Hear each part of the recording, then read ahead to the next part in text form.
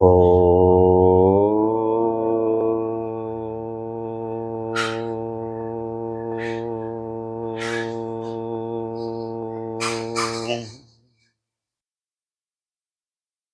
एकदंताय विद्महे वक्रतुंडाय धीमहि तन्नो दन्ती प्रचोदयात्।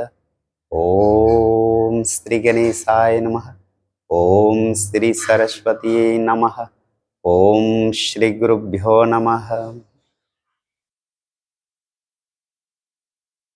योर आइस, हम सब का अपना दृष्टि होना चाहिए, अदरवाइज हम सृष्टि को इसी तरह कोसते रहेंगे। क्योंकि जब तक अपनी दृष्टि नहीं होगी, सृष्टि को हम अपनी दृष्टि से नहीं समझ सकते हैं। किसी किताब में या किसी थ्योरी को सुनकर पढ़कर हम सच्चाई तक कभी भी नहीं पहुंच सकते या सच्चाई को रियलाइज नहीं कर सकते। The truth is realize through our own consciousness. हमारी अपनी चेतना से या अपनी दृष्टि से यदि हमने कोई चीज को समझा या देखा तो फिर हमें वो समझ में आ जाती है, वो हमारा अपना हो जाता है। इसी तरह संसार में बहुत कुछ है, बट अपनी दृष्टि नहीं है तो फिर सृष्टि को हम कभी समझ नहीं सकते हैं। और बहुत सारे तर्क देके कि हमने समझ लिया, हमने जान लिया, लेकिन हम जागे नहीं तब तक हम समझ नहीं पाएंगे। इसीलिए अपनी दृष्टि होनी चाहिए। कई बड़े बड़े राइटर्स हुए, बहुत बड़े फिलोसफर्स हुए, ज्ञानी, तपस्वी, देयर आर सो मेनी, बहुत सारे हुए। उनकी हम फुटप्रिंट जो है, उनको उनकी लिखी हुई किताबें या उनकी बोली हुई वर्ड्स के माध्यम से, जैसे गीता को पढ़ के हम कृष्ण तक नहीं पहुंच सकते हैं। गीता को पढ़ने के बाद प्रैक्टिकल हमारे आचरण में होना चाहिए। गीता में बहुत सारी, केवल ब्रेन से हम उसे पढ़ ले और फिर आचरण में हमारा जब तक नहीं आएगा तब तक हम गूढ़ रहस्य थ्रू गीता, जो भगवान श्री कृष्ण ने अर्जुन को बताया, यानी दृष्टि दिया, उन्होंने दृष्टि दिया और प्रैक्टिकल उस दृष्टि को रियलाइज कराया। अपनी समझ में जब तक गीता नहीं आई अर्जुन को, तब तक अर्जुन ने धनुष बाण नहीं उठाया था। इसलिए अपनी प्रैक्टिकल हमारी होनी चाहिए, आचरण होना चाहिए। आचरण में हमारे प्रैक्टिकल, जैसे कोई इंजीनियरिंग का स्टूडेंट है, कोई इंजीनियरिंग का विद्यार्थी है, केवल थ्योरी पढ़ के या बुक पढ़ के वो कभी इंजीनियर नहीं बन सकता। उसे प्रैक्टिकल लैब में बैठना पड़ता, लैब में अंडर गाइडेंस उसे प्रैक्टिकल करना पड़ता है, फिर जाके वो इंजीनियर बनते हैं। किसी डॉक्टर्स को एमबीबीएस होने के लिए, एमडी या एमएस होने के लिए उसे 5 वर्ष की प्रैक्टिकल सीनियर डॉक्टर के साथ रहना पड़ता। फिर एक्सपर्ट होने के लिए उसे एमएस या एमडी या फिर अदर एक्सपर्ट्स इन फील्ड्स होते हैं, उसमें उन्हें प्रैक्टिकल करना होता है। सो practical is very important. Practical जब तक नहीं होगा जीवन में, अपनी दृष्टि नहीं आएगी, तब तक हम सृष्टि को कभी समझ नहीं सकते हैं। एक बुजुर्ग व्यक्ति, एल्डस एज था, वो अपनी तर्क से सबको कह देते कि ना जी, हमें तो अपनी दृष्टि की अब जरूरत नहीं है। उनको मोतियाबिंद हो गई थी, आंख से दिखाई नहीं दे रही थी। उनके बच्चों ने, सबने समझाया, फिर डॉक्टर्स को भी ला के बुला के समझाया, लेकिन वो समझने के लिए तैयार नहीं। वो ये तर्क देते थे कि अब हमें हमारी आंख की क्या जरूरत है, हमारी दृष्टि की क्या जरूरत है। हमारे 3 लड़के हैं, 2 लड़कियां हैं, 3 लड़के के बच्चे हैं, ऐसे सब देखे तो हमारे 25-30 आंखें हैं। इनकी आंख से हमारा काम चल जाएगा, हमें अपनी आंख की कोई जरूरत ही नहीं। सारे परिवार के देखे तो 40-50 आंखें हैं। हमारे 3 बच्चे के 6 आंख हो गए, उनके बहुए हैं उनके 6 आंख, 12 आंख हो गए, उनके बच्चे के आंख हो गए। जब इतने हैं तो हमारी अपनी आंख की क्या जरूरत है। पूरे घर वाले समझाते रहे लेकिन वो बुजुर्ग समझने के लिए तैयार नहीं थे। उनकी अपनी ही तर्क थी कि क्या करना अपनी आंख की। बस हो गई, एक दिन घटना घटी, घर में एक आग लग गई। अब आग लग गई तो किसी को समझ नहीं आई, सबकी अपनी आंख अपने पैर को लेके भाग गए घर से, सबने अपनी जान बचाने के लिए।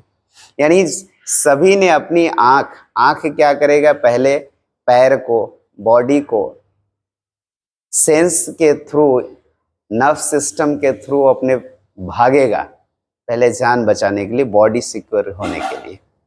तो सबने अपनी प्राण बचाने के लिए, क्योंकि सबके आंख थे, सबने आंख को देख के डर गए और भागे घर से।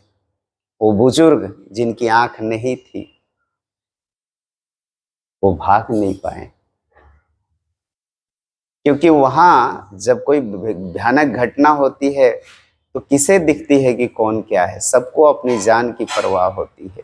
सबने भागा। वो रिफ्लेक्स एक्शन ही होता है कि सबकी आंख अपने पैर को लेके भागा। उस समय, उस घटना के समय किसी को याद ही नहीं था कि हमारे बुजुर्ग परदादा जी, हमारे बुजुर्ग ग्रैंडफादर, दादाजी भी हैं घर में, उनको भी लेके। तो ये होती है कि अपनी आंख हो, अपनी ही बात होती है। बाहर की दुनिया में तो चल भी जाएगी, चलो आंख नहीं है तो किसी के सहारा मिल जाए। अपने अंदर जाने के लिए वो दृष्टि होनी चाहिए, तब जाके हम सृष्टि के अद्भुत रचना को समझ सकते हैं। कितनी अद्भुत रचना है, इसलिए अपनी दृष्टि के माध्यम से ही हम अंतर्दृष्टि को अंतर जा सकते हैं, क्योंकि उसमें दूसरा कोई प्रवेश नहीं कर सकता है। इसलिए अपनी दृष्टि बहुत इंपॉर्टेंट है, और अपनी दृष्टि तब होगी जब हम प्रैक्टिकल होंगे, और प्रैक्टिकल होने पर ही हमें समझ में आएगी ही। एक ऐसे ही यंग मैन, युवा, अपने गुरु जी के एक आश्रम में गए जहां बहुत ही पहुंचे हुए विद्वान संत थे, गुरु जी थे। वहां जाके वो युवा गुरु जी से आग्रह किया, प्रेयर किया, प्रार्थना किया कि कुछ हमें सीखनी है आपके माध्यम से। गुरु जी ने जो था सिखाया, वो एक ही चीज सिखाते थे, अंतर्दृष्टि हो, अंतर्दृष्टि हो, अंदर जाओ, अंदर जाओ। बाहर बहुत हो गई, बाहर की लिमिटेशंस है, अंदर जाओ, अपने अंदर शांत समंदर, अंदर जाओ, अंतर्दृष्टि होनी चाहिए। ये चीज 15 दिन तक चला, अंदर जाओ, अंदर जाओ, अंतर्दृष्टि होनी चाहिए। वो ये सब सुन सुन के, डेली सुन सुन के परेशान होने लगा वो युवा। कहा क्या है इनको, गुरुजी को इससे ज्यादा कुछ आता ही नहीं है। लेकिन इसी में सारा रहस्य था ज्ञान का, इसी में सारी प्रैक्टिकल थी, अंदर जाओ, अंदर जाओ। अब बहिर्दृष्टि को बंद करके अंतर्दृष्टि, इनर डायरेक्शन होना चाहिए, अंतर्दृष्टि होना चाहिए। अपने अंदर इनर दृष्टि होनी चाहिए। एक दिन परेशान होकर उन्होंने सोचा कि अब ये आश्रम छोड़ के चले जाएंगे, क्योंकि बहुत हो गया, गुरु जी को इससे आगे कुछ आता ही नहीं। हो एक ही बात कहते हैं, अंतर्दृष्टि हो, अंतर्दृष्टि हो। अपने अंदर झांको, अपने अंदर झांको, जितना हो सके डीप डाइव लगाओ। एक दिन प्लान किया कि कल सुबह होते ही मैं इस आश्रम से निकल जाऊंगा। उसी रात में एक घटना घटी। एक वहां और विद्वान व्यक्ति आया, तथाकथित विद्वान, और आया वहां, फ्रेश हुआ और शाम को फिर बैठा और प्रवचन करने लगा। घंटा भर प्रवचन हुआ। अराउंड 1 आवर प्रवचन, 1 घंटे से भी ज्यादा की प्रवचन व्याख्यान दिया वो विद्वान व्यक्ति। ये युवा को सुन के बहुत अच्छा लगा। ओह क्या मजा आ गया, आज तो कोई ज्ञानी का यहाँ आगमन हुआ। वो जो वहां वृद्ध जो संत थे, सीनियर संत थे, उनको ये मन में युवा कह रहा है कि आज तो इनको लगा होगा कि वाह कितना बड़ा विद्वान आया, इनको तो कुछ आता ही नहीं है, इनको तो बस वही अंदर जाओ अंदर जाओ, अपने अंदर यानी आत्मा की स्थिति में जाओ, इससे ज्यादा इनकी कुछ इन्हें आता ही नहीं। वो जो 1 घंटे की प्रवचन हुई उसमें ये बहुत खुश हुआ जो कल जाने वाला था, वो जो जवान।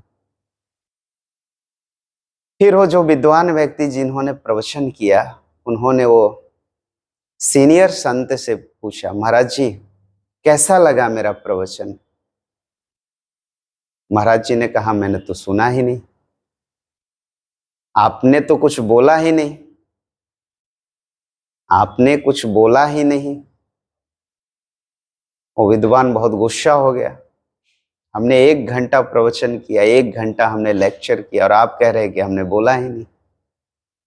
फिर से वो महात्मा जी बोले, हाँ आपने तो कुछ बोला ही नहीं, आपकी तो कोई बात ही मैं नहीं सुना। वो थोड़ा गुस्सा हुआ, टेम्परामेंट आया, कैसे हो आप 1 घंटे की। और ये जवान भी थोड़ा ये होने लगा कि कैसे महात्मा जी कह रहे कि हमने सुना ही नहीं। फिर महात्मा जी ने थोड़ा शांत होके कहा, देखो आपकी अपनी कोई बात नहीं थी, आपकी जो अंतर्दृष्टि से कोई शब्द नहीं था, आप बोला, किंतु वो गीता की बात थी, शास्त्र की बात थी, उपनिषद था, शास्त्र था, कई जगह से आपने कलेक्शन करके बोला। आपकी क्या थी? What is your own consciousness? आपकी अपनी क्या फिलॉसफी थी? आपकी तो कोई बात ही नहीं थी उसमें। आपने तो यहां से वहां से संकलन किया, कलेक्शन किया, अपनी बात क्या थी? What is your own philosophy? इसलिए मैं कह रहा हूं कि आपने तो कुछ बोला ही नहीं। तो ऐसी बातें होती है कि अपनी दृष्टि होना चाहिए, योर ओन आईज होना चाहिए। हमारा दृष्टि हो तो हम सृष्टि को समझ सकते हैं। जब तक अपनी दृष्टि नहीं होगी, that will be very dangerous, बहुत खतरनाक होगा, बहुत खतरनाक होगा। इसीलिए अपनी दृष्टि हो तो हमें शांतता आती है, हमें शांति की ओर जाते हैं, प्रशांत जीवन का दर्शन हमें होने लगता है। परम शांति प्रशांत, जो परम शांति में ही मैनेजमेंट हो रहा है। स्ट्रांग रूम में बहुत शांति होती है, तब जाके मैनेजमेंट होता है। The whole universe is managed by Param Shanti center से ही हो रही। Param Shanti means the divine consciousness which is very cool and calm. समंदर के किनारे बहुत सी आवाज होती है, रोअरिंग होती है, किंतु समंदर के जब आप मध्य में जाएंगे, सेंटर में जाएंगे, तो वहां बिल्कुल शांत होती है। और समंदर के गहराई में जाएंगे, सी, डीप इन सी, वहां बहुत शांति होती है। तो जितना हम स्वयं की दृष्टि से अपने अंदर में गोता लगाएंगे, विल डीप इन डाइव, परम शांति का अनुभूति और परम आनंद, bliss in life and peace in life, आनंद और परम शांति का हम आनंद अनुभव और अनुभूति कर सकते हैं। दैट इज कॉल्ड ब्रह्मानुभूति। परमात्मा आके हमारे सामने खड़ा हो जाए ऐसा नहीं है, परमात्मा ही है। There is no existence of others. किसी और का अस्तित्व तो नहीं है। इसलिए उस परमात्मा में ही अपने को, उस परमात्मा में जीवन हमारा होना चाहिए। नहीं तो फिर वहां जाएं, यहाँ जाए प्रॉब्लम लेके, वहां जाए समस्या लेके, समस्याओं का अंत नहीं हो सकता इस संसार में। संसार समस्या से ही बनी है, इसलिए समस्या समाप्त, संसार समाप्त। लोग माया को गाली देते हैं, माया समाप्त, तो बड़ी बड़ी मुंबई जैसे शहर, दिल्ली जैसे शहर, न्यूयॉर्क जैसे शहर, यानी ये सारा माया ही है। माया नहीं तो महानगर का जन्म नहीं हो सकता है, माया नहीं तो संसार नहीं, और समस्या नहीं तो भी संसार नहीं। आज एक समस्या आप सॉल्व करो, कल दूसरी आ जाएगी, तीसरी आ जाएगी, चौथी आ जाएगी। So problem is a part of life. परम शांति के साथ अपनी स्थिति में रहें। All problems is just like a beautiful game, so play with problems and live in bliss and peace. Hari Om, Hari Om, Hari Om.